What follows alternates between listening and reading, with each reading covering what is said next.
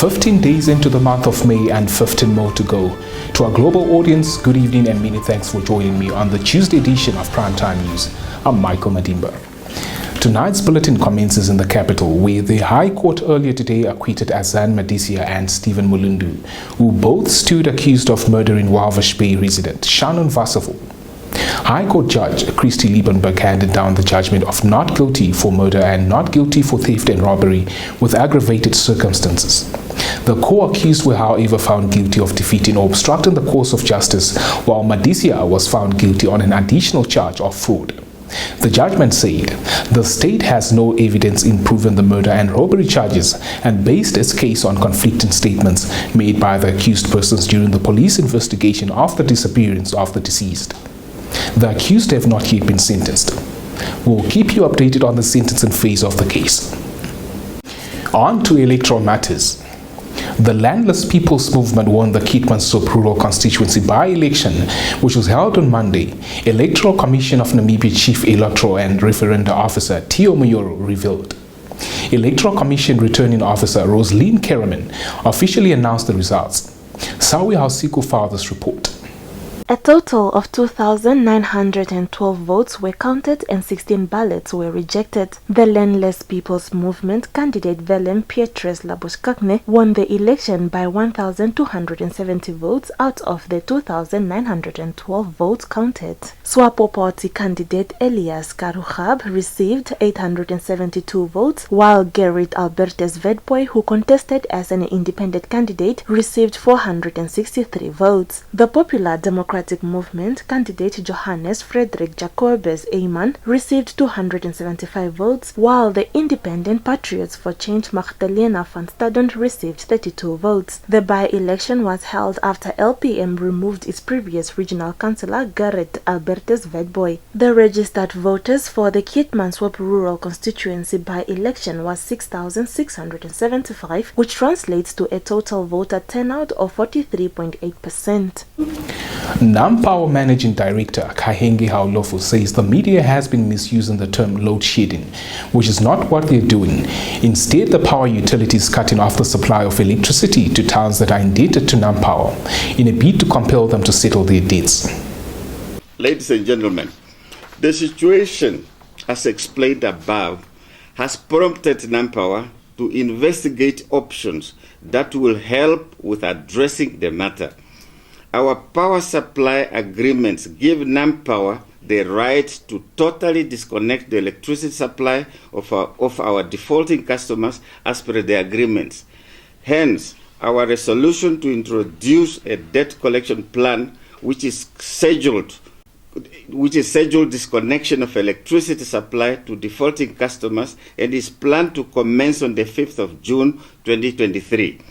The plan will affect those customers who do not settle their due accounts on or before the 31st May 2023. The disconnection of electricity supply to defaulting customers is divided into stages, starting from stage 1, which will result in electricity suspension of 4 hours for 1 day in a week. Customers who fail to settle their debts will have these stages increased to cover an additional day each week until we reach stage 7 in week 7, where there will be disconnection of 4 hours per day for the week. Stages 8 and 9 will see NamPower increasing electricity suspension number of hours by 2 additional hours a day each week, up to a maximum of 8 hours a day. We trust that the debt collection plan will assist us with recovering our dues and prevent the overdue accounts from increasing even further. Switching attention to Namibian-Japanese relations. Japanese ambassador to Namibia Hisao Nishimaki noted the green hydrogen economy is replete with future growth potential for Namibian business owners as well as the country at large. The ambassador noted that countries supporting the green hydrogen architecture in Namibia will enhance the country's ability to produce hydrogen fuel for export to European countries, which would be a positive for Namibia. Primetime News had an exclusive wide-ranging tete-a-tete with the Japanese ambassador earlier today. Let's listen into a portion of that exchange. Conference. And that conference was utilized for the newcomers in the green economy. And this is part of the green hydrogen projects.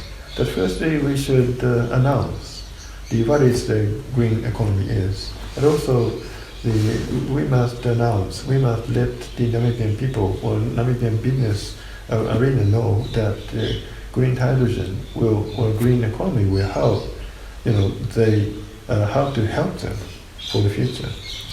And in general, some countries are supporting Namibia to build green hydrogen projects, and they will make green hydrogen fuel, and they will export to especially in the European region. That's a good thing.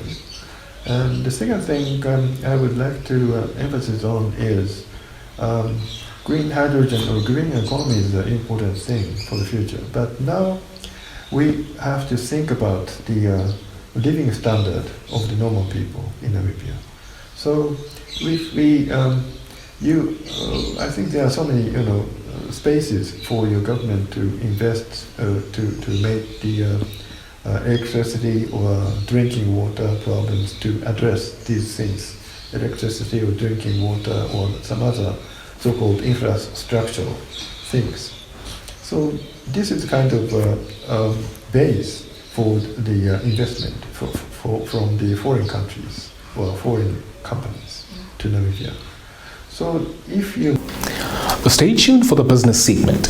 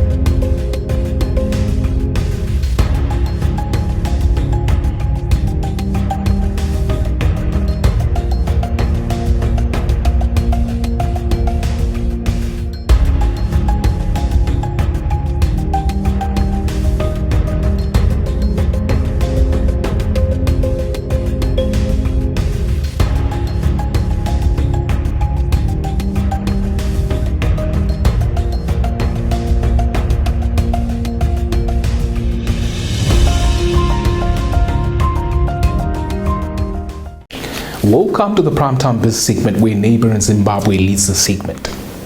The African Development Bank chief on Monday noted the country's upcoming presidential election and compensation of white farmers whose land was seized 2 decades ago are key to efforts to restructure as Cripplen did. African Development Bank President Akinwumi Adesina and Mozambique's ex-president Joaquim Chissano are leading efforts to help Zimbabwe re-engage with the West to clear its $8.3 billion bilateral and multilateral debt. More insights from this report. Mozambique's ex-president Joaquim Chissano, a respected statement, said holding free and fair elections and settling the issue of compensation for white former commercial farmers are among low-hanging fruits in advancing dialogue with the West and international financial institutions. Chissano and African Development Bank President Akinwumi Adesina last week met members of the U.S. Congress, State Department, Treasury, among other agencies to discuss Zimbabwe.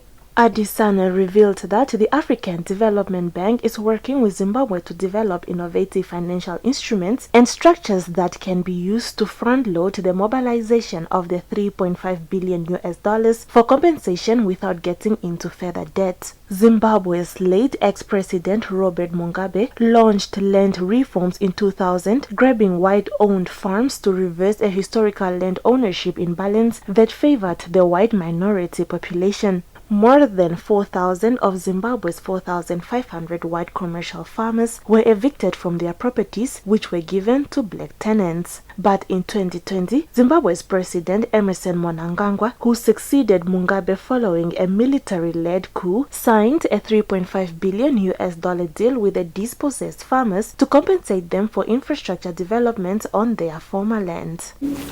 On to East Africa, where Tanzania's business leaders say they are looking forward to further exploring the Chinese market by participating in the 6th China International Import Expo, to be held in Shanghai in November. More on this report.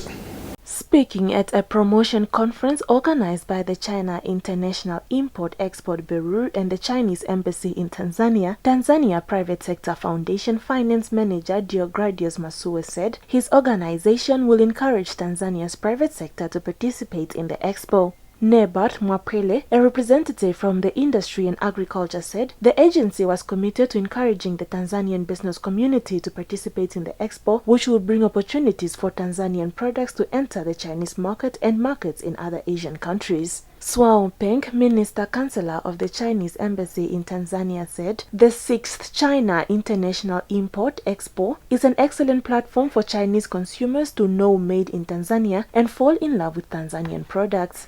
He said that Tanzanian products and services can enter the vision of China consumers through the window of the China International Import Expo, stand firm with its own advantages, and establish close cooperative relations with Chinese partners. That brings us to the end of our top news segment for tonight. Stay tuned for the economics roundup, followed by a detailed weather forecast.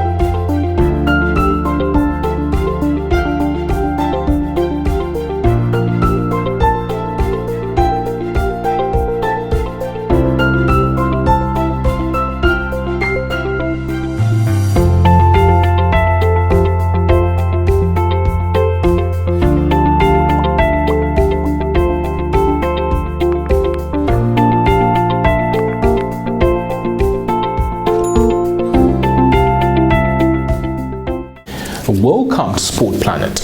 The Namibia Horse Racing Association will host the MTC Winter Cup in Gobabis on Saturday. The newly elected president of the association, Manis Hendricks, during a press conference in the capital earlier today, noted a total of 86 horses from various racing clubs will partake in the event. Let's listen in. We are having 17 races that are lined up for the day. We would be starting at 10 o'clock in the morning in order for us to finish on time. We are expecting a massive number of spectators this weekend because we also ended the soccer season, so a lot of people we will have more legs and more feet this weekend. It's going to be a very good day. It will have nine of the races will be for imported horses. 8 of the races would be for the non-bred horses that are locally bred. The prize money that MTC has availed for this event, which is the 6th of the MTC series, is 200,000. All is in place. Omaheke region is ready to host the event. The horses are properly prepared for this weekend. It's gonna be a very cold day, but I should say that this weekend will be an amazing race and a memorable day in horse racing for Namibia. On to some Champions League football. Manchester City versus Real Madrid 2.0 awaits football fans tomorrow evening as the rivals battle for a berth in the Champions League final. Now, Real Madrid successfully neutralized Manchester City's prolific goalscorer Erling Haaland in the first leg of the Champions League semi-final, but they could not contain the sheer brilliance of Kevin De Bruyne. De Bruyne's thunderous strike at the Bernabeu leveled the tie at 1-0, setting the stage for an eagerly anticipated second leg on Wednesday. City, brimming with confidence after maintaining a perfect record in all 14 home games in 2023, are poised for an exciting showdown. Let's now head over to Manchester, United Kingdom, to hear Pep Guardiola's thoughts on the upcoming match. We have been here for many times already, so we are not stupid to know how important is tomorrow's game. Is maybe one of the most important games since we are together here. We cannot deny that. For the competition, for the rival, for many things, but I said to the players, so leave it like a huge opportunity, enjoy the moment. How fortunate we are incredibly lucky to be here. And it's in our hands, it depends on us, we don't have to do, I would say something exceptional, it's just to do ourselves and win one game to reach the final. And we're going to give everything, we're going to do everything. I have an incredible feeling about the team, and whatever happened, it's just thank you so much to them to bring us, all of us City fans, to be here again. Meanwhile, Carlo Ancelotti says Real Madrid's primary focus is on their crucial Champions League semi-final clash with Manchester City. Stand by for your sports roundup.